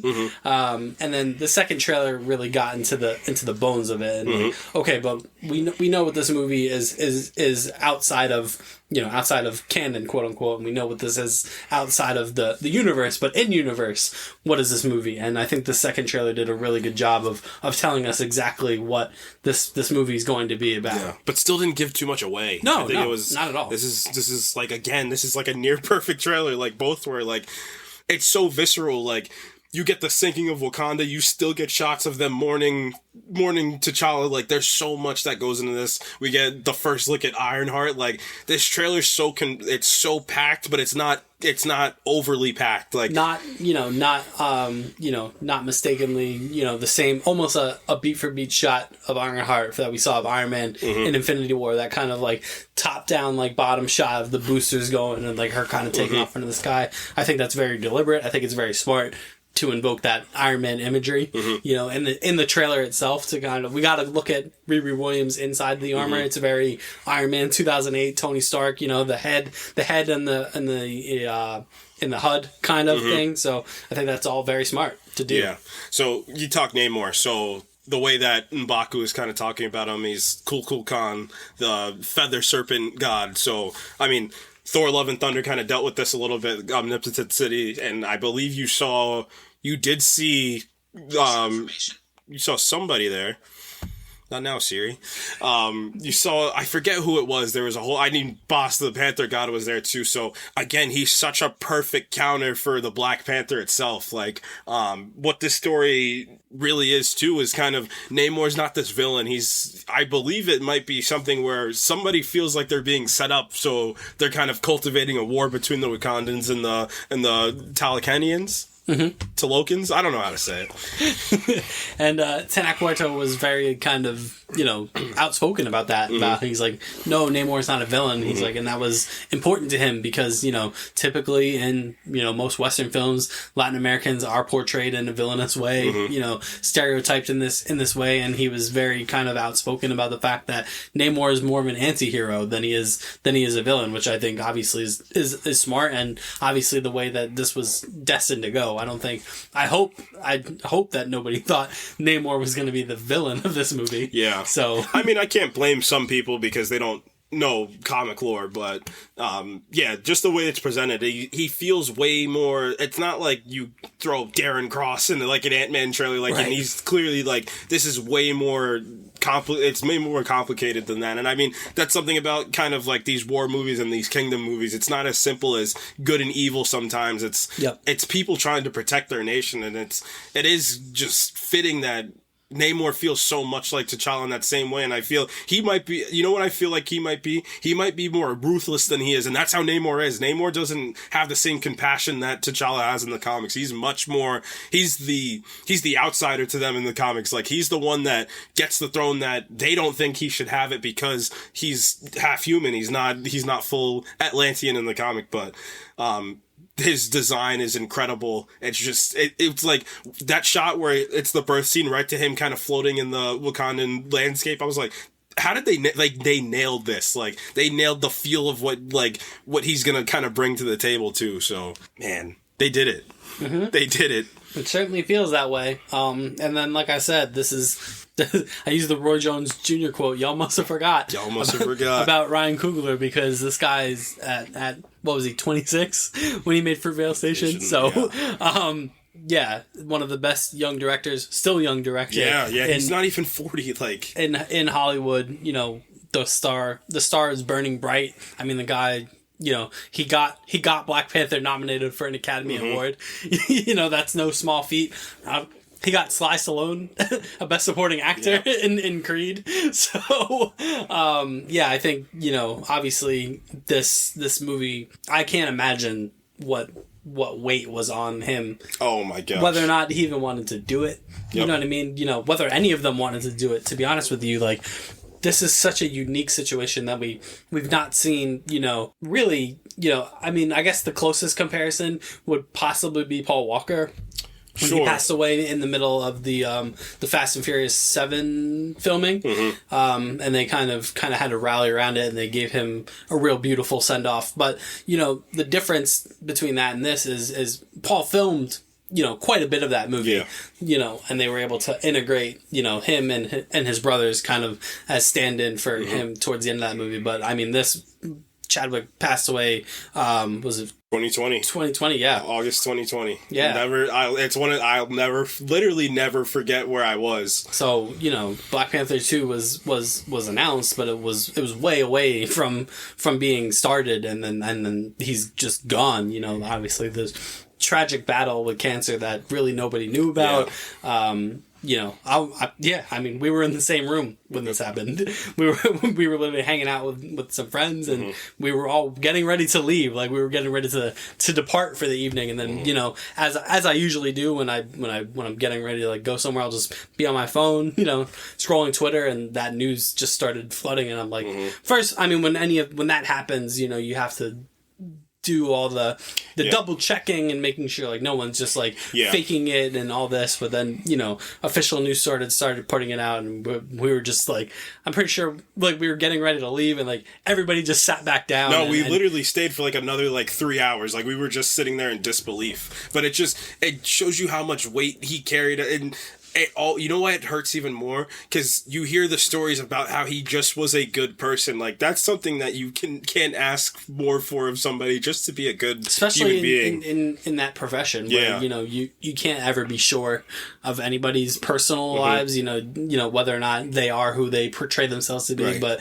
by all accounts he was that and so much more. I mean, I always say this, he was going to children's hospitals to visit kids with cancer as he had cancer. Like, he truly wanted to make people's lives better. Was doing, you know, when the timeline kind of was released of when he was battling this, you know, filmed Civil War, he was in the best shape you can be in as a person. Like, he did 2 Avengers films. And Infinity War and Endgame. He was in literally 3 of the biggest movies of all time as like a central character in all 3 of those. Yeah, you talk about the 5 Bloods. You know, he was doing all of this and doing all the charity work on the side that he was doing, and nobody knew. You know what I mean? Nobody knew other than, you know, I believe like his closest of close family kind of knew what he was dealing with, and just the weight that he carried. You know, and then you know he's just gone, and then now you have to, you know, proceed with this thing, right? And that's an impossible task for so many people. And then what it seems like and what this is shaping up to be is everything that you could hope that it would be. A love letter to him, a love letter to the character, and then, you know, just being a pretty damn good movie. Yeah, that's on top of that. That's what it really feels like. And hey, as an actor that he was, and as great as an actor, can you ask for much more as just to make a good piece of content, or a good piece of, you know, a good piece of storytelling that people can kind of, you know, have and hold at their heart. Yeah, and then I mean, obviously, you know, there was the whole controversy with Letitia Wright, but you know, I think that you know, her stance and whatever the case aside, like, I don't think it was ever a case of like her being selfish or not thinking about Chadwick, you know, while she was, you know, going through what she was going through with that. I think, you know, at the end of the day, I think every single one of those people that worked on this movie, whether they were in front of the camera, behind the camera, otherwise, wanted to do this, including her, wanted to do 110%. You know what I mean? Like, so yeah, it sucks that whole thing got out, and people, you know, obviously in the height of the pandemic and everyone ran with it. So, you know, not saying whether I agree with her decision or not, and her stance or not, is really, you know, I don't think it's emblematic of her dedication to this film. Yeah. You know, because I don't think you can do this movie unless you're 100% in. Yeah. You know what I mean? You can't miss on anything. And, like, yeah, that's a good point you made about the role. It's not just people in front of the camera, it's people behind the camera. Like, I know Rachel Morrison didn't shoot this movie. They got a brand new cinematographer for this movie. Like, Ludwig Göransson has to be at the top of his game. Ryan Coogler has to be, like, all of these people need to be at the very top of their game, down to the last minute detail, because this movie's going to be microscoped. So the execution, I mean, it does help that you have some actors like Angela Bassett's there. Like, you have these all-time actors there as well, kind of helping you. And I gotta think that she definitely helped them get through this process, because she has been in this business longer than most of the people on the set too. So longer than this director, the director as well. So just kind of this storm that you get, kind of there's this calm that I feel is going to come of it as well, and it might just be a really beautiful movie. That's all. I feel like that's all that we should ask for, is just a beautiful movie and a beautiful tribute. Yeah, it's, you know, I really think this movie is gonna really change a lot of people in a really meaningful way. Yeah. And I think it's going to force a lot of people to just, you know, just embrace the people that are in your life. You know what I mean? And because you never know that, you know, one day they could just be gone, you know, and then, you know, you just never know what someone's going through on any given day, week, month, year. You just never know. You never know, because, you know, someone that seems like they're at the top of their game and everything one day could be dealing with something totally tragic the next, you know. And I think this movie's gonna just really bring people together. Yep. I think ultimately what this movie's gonna do. Yep. Outside of everything that it's gonna contribute to the furthering of the MCU, I think we've talked about this ad nauseum. Like, that is so secondary to me. You know, breaking down what this means for the MCU, and, you know, Namor being a mutant and this and the other thing. All of that stuff is so secondary to me, compared to just that collective. We talk about all the time the theater experience. Yep. This is going to be a very unique theater experience. This is going to, like I said, this is going to be a celebration of life. Like, this is going to be a very much a funeral for, like, the collective, because we don't get that. Like, when a celebrity dies, like, people that go, like, to, like, the wake, it's different from, like, this is, like, him giving his work to everybody, like Ryan Coogler giving his work to everybody. Like, now we finally have kind of this medium where we all can have this person we fell in love with, kind of mourn them and celebrate them and what they truly do. So yeah, just, you know, a shared experience over, gosh, I mean, I couldn't tell you how many theaters this is going to open in. Oh my gosh, when it comes out, but, like, just that collection of a bunch of strangers are going to get together and celebrate the life of somebody that we all collectively admire. Yeah. And I think there's something, you know, as tragic as it is, there's something also very beautiful about that. And I don't have any doubts that the cast and crew put absolutely everything that they had into this movie, and will make sure that it is everything that you would expect them to do, given the talent involved. Yeah, and there is talent to the end of the day on that film. And then just kind of bringing it back to the trailer, we did get, you know, that look of the proper new Black Panther costume. And, you know, the theories are, you know, anywhere from, you know, it's Shuri in the suit to there's multiple people in the suit. So we'll see how that turns out. You know, like I said, all that stuff to me is so secondary that it doesn't even, I just want to see it. Yeah. That's it. I watched that trailer. I woke up, the trailer broke. I went into, like, biggest TV in my house and I watched it, and I'm like, I wasn't thinking about nothing, and you know how I am. Like, I wasn't thinking about it. I literally was just, like, awe-inspired by just what I was seeing. Like, it just genuinely feels like some great movie making. Like, that's all it feels like. And such this tribute. So that's what's important. Yep. Yeah. And that's really it. That's kind of, this conversation is really why we dedicated this episode to kind of just everything that Marvel and others have unveiled over the past week, because, like I said, this movie is special. It's not just another kind of X number of movies into the MCU. It's not just some vehicle to get us closer to Secret Wars or the Fantastic Four or whatever. This is just, we're going to remember this movie. Yeah. We're going to remember this movie. Everyone's going to remember, I genuinely think everyone's going to remember seeing this movie for the first time and that experience and that emotional resonance. Yep. I think it's going to be, I talked last week about Avatar, about how seeing that movie in theaters, I've never felt a certain way feeling, you know, in another movie that I felt after seeing Avatar. And I'm expecting a similar experience with this movie for a very different reason. It's not going to be the same feeling, but I know it's not going to be the same feeling to anything else. I know it's going to be a unique experience and a unique feeling to that movie. And that's what I'm looking forward to more than anything is feeling that. Yeah. Because, you know, it's the rare instance where I just know I'm going to feel that. And I just, you know, I trust literally everyone involved from top to bottom that I'm not going to be disappointed. You know what I mean? I know it's going to make me feel unique. It's going to give me that unique feeling. Yep. And, that's what I'm looking forward to the most. And that's it?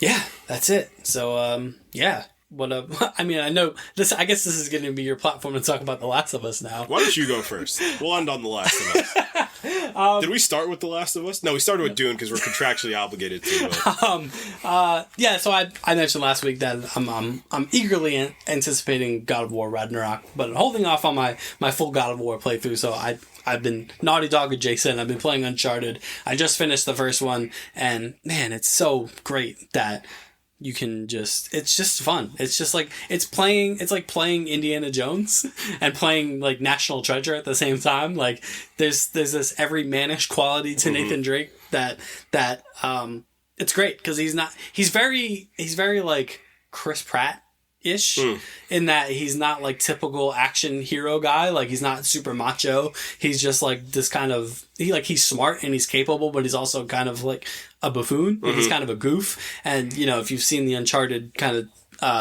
film, that kind of comes across in Tom Holland's performance. That he just kind of like accidentally stumbles his way in and out of situations. And I just really enjoy that game a lot. So I'm on to Uncharted 2 now. So I'm excited to see where that takes me because the set pieces get bigger and bigger as those games go along. Obviously, the film borrowed a pretty famous sequence from Uncharted 3, the plane sequence where he falls out of the back of the plane and kind of careens off the crates and does the crate hopping, and people are like, this is unrealistic. I'm like, yeah, no kidding. Yeah, it's based on a video game, my friend.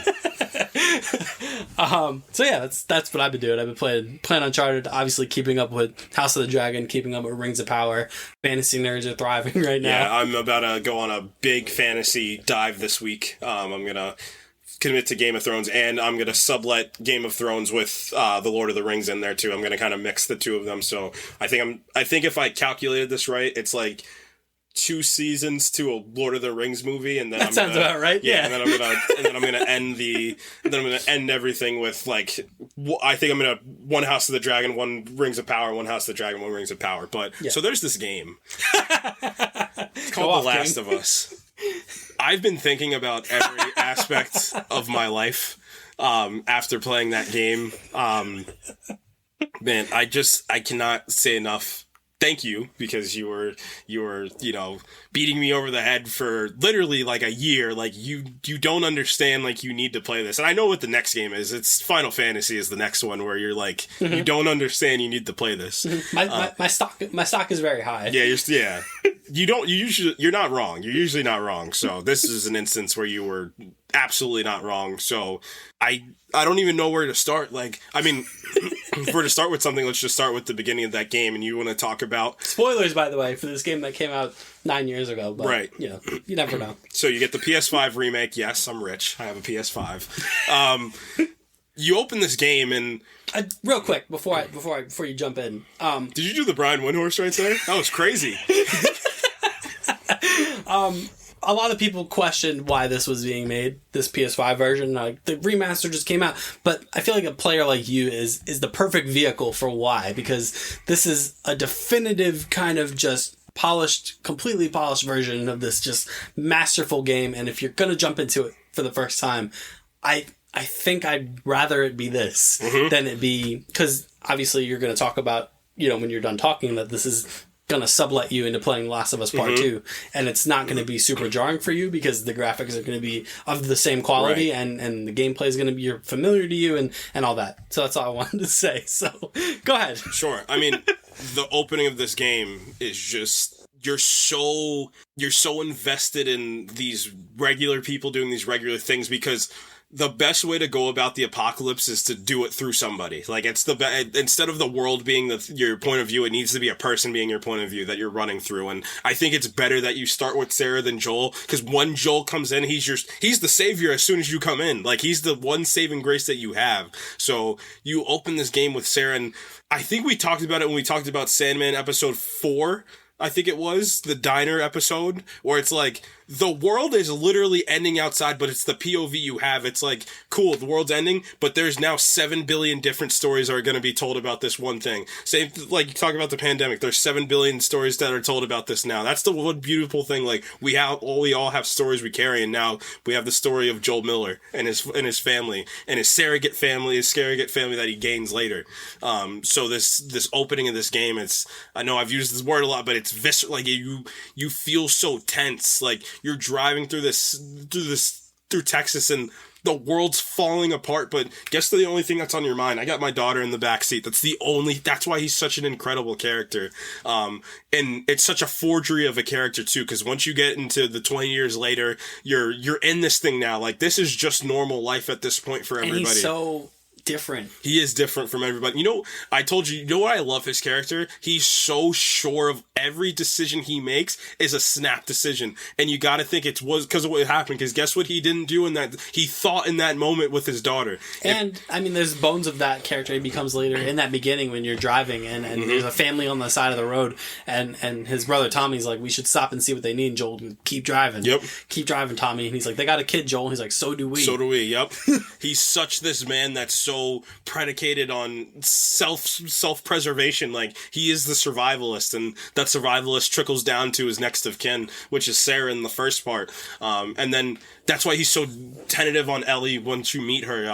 I mean, it's such a cathartic experience when Sarah dies. I mean, I told you just like the motion capture work, that's why it's so incredible on the PS5 engine. Like that eye pop that she has when she gets shot, it's like you can't help but feel emotional. That's why I'm dreading this first episode of The Last of Us show, because it's gonna break me. You know how it's gonna end. It's gonna break me when it happens. It's just, that game really is the worst and best of humanity. Like, that's what it truthfully is. Like, it's an incredible line that Bill has. He says, like, you know why I can deal with these zombies? They're predictable. Like, I know what they'll do. I can set all my traps. I'm safe. It's the humans that get me nervous. Like, that's truthfully what the danger is people. And you see that throughout the game. You see that in different factions and kind of how we forge ourselves after the end of the world. Like, there's always going to be a new world after the end of the world. So that 20 years later jump is like, not only what it does for Joel, but what it does to the world is just, it's incredible. It's immaculate what we kind of gain from that. So, man, the decisions you make throughout this game, it's just, you got to make the toughest calls. I mean, the characters, like, a good thing this game does is, like, it immediately invests you in any character you meet, you're invested in them. I mean, the big one for me was Henry and Sam. It's just, it's a comp for Ellie and Joel, but it's because they're brothers. They are blood related. It's the one thing that Joel and Ellie don't have. They're not blood related, but that's his little brother. And once, spoiler alert, once Sam turns and Henry takes his life, it's such, oh my gosh, like, it's like etched in my, like, I had to take a break, like, I couldn't, like, because it's like, it was like me watching a movie that I was so upset when that happened. And those moments, like, that moment that you're talking about, it's so brilliantly done in the sense that, like, this game does a wonderful job, a beautifully tragic job of giving you these kind of moments of levity, and then immediately snatching them away. Yep. And that moment with Henry and Sam is that, because Joel and Henry, they were at odds with each other. Yep. They kind of got a little chummy, and then they were really at odds with each other, and then they finally kind of broke through, and you see Joel kind of be normal. Right, he didn't have that for a while, and I definitely think he probably saw a little bit of Tommy and Henry as well, too, for a little bit. Like, he saw maybe, because the thing was, like you said earlier, he passed that family, he said, we have a kid too, but he finally broke down. He hadn't broken down with anybody in 20 years. He hadn't had anybody. Tommy'd been gone, and you kind of get a little bit of what happened after, like, once it first happened afterwards. Like, Joel really is, like, he does have the most savage nature of the human in him. Like, he really is a ruthless kill. Like, he's like Logan. Like, he's really like a ruthless, like, cutthroat human. Yeah, and then they're finally bonding, and then just like that, Henry and Sam are gone, and that gunshot goes off and snap to black, and it's on to the next. Like, you don't have time to calibrate of what just happened, and like, you're just moving on to the next thing, and you're like, wait. Yeah, like, the season changes are so well executed. I mean, the Henry and Sam jump to winter, I believe it is. To spring, yeah, because you're looking for Tommy at this point, and it's so mundane, like, it's so melancholy, like, you're just walking, and like, just subtle dialogue is so well done. It's just, you guys are just talking about whatever, but the whole backdrop of this is Joel's really starting to grow, and he's feeling so much affection for Ellie as it's going on. Like, as much as he wants to deny it, like, that really is turning into his daughter. And then, like, why it's so poetic, just it's less like poetry, it rhymes, George Lucas once said. Once you get to that end scene where he chooses his family or the human race, and he chose his family without a second thought. It's one of those character decisions that it just won't leave you. Like, it's just, yeah, and it's like I told you, from Joel's perspective, isn't he entitled to a little bit of happiness. Isn't he entitled to have the thing that was taken away from him? Yep. And in his eyes, is humanity worth saving? Right, yeah, because he had lived in this. This is just his normal day-to-day is 20 years. And I mean, Marlene has the line, like, how long is it before a pack of clickers gets him? He's just like, we have dealt with it all this time. Like, this is just the world we live in. Like, some cure is not going to just save this overnight. Like, and they will come for her regardless. Like, if I don't have her under my protection, like, she will die. It doesn't matter. And some people can't change. No, they can't, and that's such an incredible way to think. They can't change. Or they don't want to. Strange, yeah. In the like, lo and behold, maybe you cure the cordyceps, but you can't cure the damage that it's done to humanity. Yeah, humanity will forever be changed by that, and Joel sees that. Like, he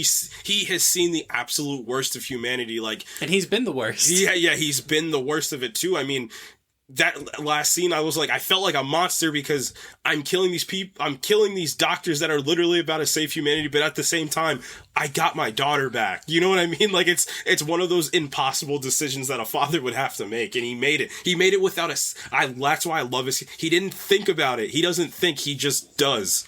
Mm-hmm. Yeah, and then I mean, going like that decision harkens all the way back to when he's with Tess and Ellie, and Tess is essentially bitten, and that's her death sentence, and he's like, what are we doing? Like, this is not us. And she goes, what do you know about us? Yep. And then she goes, the line that always burns into my brain from Tess is, guess what? We're shitty people, Joel. It's been that way for a long time. And he counters with, no, we're survivors. Yep. And then he goes, this is our chance. Like, she's like, this is our chance to, like, actually do something. And it's just like, I don't care. Yeah, this is like, I'm 50-year-old Joel Miller that lives in this quarantine zone that is a survival. That's it. There's no cure. Like I said, another huge theme, like, you might be able to cure this zombie apocalypse, but you can't cure humans. You just will never you can't cure us. Can't cure our thought process. You just can't. Yeah. And I mean, as you'll experience in the next game, I mean, Q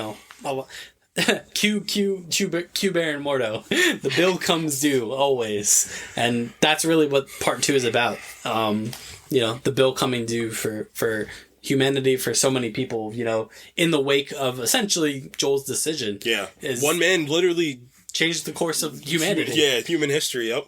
In a believable way. Yeah. Like, he had the cure in the palm of his hand. Yeah, I don't care what anybody says. I wouldn't, I know it's no, you wouldn't have. You would have saved your daughter 11 times out of 10, because that's your especially after you had lost. Yeah, your you got a second chance. What type of person gets a second chance, like, at something like that? In that type of world, he got the second chance you never would have dreamed of. Yeah. Yeah, and I just love the touch tones of all the other characters you met. Meet are kind of avenues into Joel also. Yeah, there's such reflections. Like, Henry's a reflection of Joel. David's like a dark reflection of Joel. Like, Bill. Yeah, Bill's a dark he's kind of like a paranoid reflection of Joel. Like, they're all what Joel could have been. Even Tess is kind of what Joel presumably used to be as the optimist, and really maybe searching for a cure. Yep. And that's her mission statement. And then, like you said, Bill is kind of like the hermit side of Joel that he could become if he didn't have Ellie around or anybody else around. Maybe David is the person that Joel becomes. If he loses Ellie. You know what I mean? It's tremendous. It is. It's one of the greatest stories ever told. And in like my I said, opinion. it's going to translate so well. Oh yeah. To HBO Max. Yep. Read the social medias, man. Yeah, man. Read the socials. We gotta go, man. We got it in. Yeah. Is iRobot now added to the list of things we got to talk about week in, week out? Goddamn robots, John. What an insane movie that is. Wasn't Alan Tudyk in that movie? Yeah, he's the robot. He's the robot. He's the robot in iRobot. And the is I slapped Chris Rock at the Oscars. Second greatest robot Alan Tudyk's ever played. Or is K2SO the second greatest robot he's ever played? He was playing the heck out of that robot in iRobot. He was. Was the movie called K2SO a Rogue One story? Or was it called iRobot for the robot? I'm just saying. Where was I? Oh, social media, that's right. You can follow us on Twitter at ProjectINF_pod. You can follow us on Facebook, where new episodes are posted every week, whenever I can get to it. You can follow us on Apple, Spotify, Amazon, Google Podcasts, anywhere you get your podcasts, you can find us there. So give us a download, give us a listen to some of it. Give us a review. Give us a review. A good one, please. Yeah, good one. I got a family to feed. Good reviews only. Yeah, if you have a bad review, keep it. Up yours. Going back to the 70s with roasts like that. You can follow us on Instagram at the Projekt Inflated Pod. Thank you very much. Next week, Werewolf by Night. Werewolf by Night. We're getting into the man thing's gonna be in this. Was that like a pseudo Scarlet Witch in that trailer? I don't know. I don't know what this is going to be. Wild. This might be actually really freaking cool. It really might be. Oh, we didn't talk about the specials thing. Yeah. Yeah. So basically, Marvel's idea is like Werewolf by Night is being perceived very well that they might turn more of their solo projects instead of the 6-episode format. They might just do specials, which I think is a really good idea. Like, I think Agatha Coven of Chaos should be a special. Like, I don't think that needs to be a 6-episode series. Like, give us like 55, 60 minutes of that. That's it. Yeah, I'm really excited for this Werewolf by Night thing. I'm so curious about it. Michael Giacchino. It's in black and white. It is in black and white. Were those TVA agents in there? I don't know. I can't wait. It's cool. There's a werewolf. There is. Werewolves are back. The werewolves are back. Teen Wolf's back. So we're going to talk about that next week, and I'm sure whatever news of the week transpires. Give us the Ant-Man trailer so we got something to talk about. Give us the Ant-Man trailer, you cowards. Yeah. Looking at you, Peyton Reed. And then what else is around the corner? She-Hulk. She-Hulk yes. is around the corner. Yep. He's not there yet. Nope. If he is at all. No, let's not address this, because then I'll go off. We can address it when the time comes. Yeah. And then after She-Hulk, Black Adam. The hierarchy of power the hierarchy of power of this podcast is about to change. Yeah, we talk about Black Adam. Yeah, I think after that it's probably a Black Panther preview.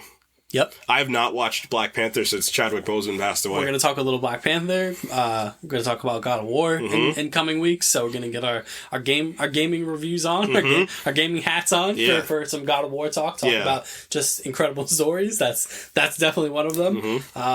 You did say the Instagram, right? Yep, definitely did. All right, good. Aside from that, yeah, I think that's going to do it for us. From me, from the Careful. Hugh Jackman of the podcast. Hugh Jackman. Is that his real government? I don't think so. I hope not. It's still funnier. Coming Hugh. Oh, that thing literally broke Twitter for a little bit. That was insane.